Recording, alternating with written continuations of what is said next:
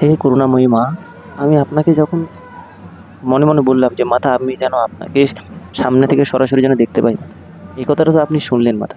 কিন্তু তবুও দুঃখ হচ্ছে মাতা, আপনাকে পাশ থেকে আমি দর্শন করতে পারছি না। অনেকটা খারাপ লাগছে, কিন্তু কি করবো মাতা, আমি অসহায়। আমি ওখানে যাওয়ার মতো অতটা যোগ্যতা করতে পারিনি, তাই হয়তো আমি আপনাকে এখান থেকে মানে মানে দেখছি, যাই হোক। কিন্তু কি বলবো মাতা বলেন, মানে আমি তো এখান থেকে দূর থেকে অনেক মানে পস্তাচ্ছি যে আমি কবে আপনার পাশে গিয়ে আপনাকে দেখতে পাবো মাতা। বাট কেউ এমনও আছে যে আপনাকে পাশে পেয়েও দেখার মানে মানে আগ্রহই নিচ্ছে না। মানে কি বলবো মাতা, আমি ব্যাকুল এদিকে, আর কেউ সুযোগ পেয়েও আপনাকে মানে হারিয়ে ফেলছে। এর থেকে দুঃখের বিষয় কি হতে পারে মাতা?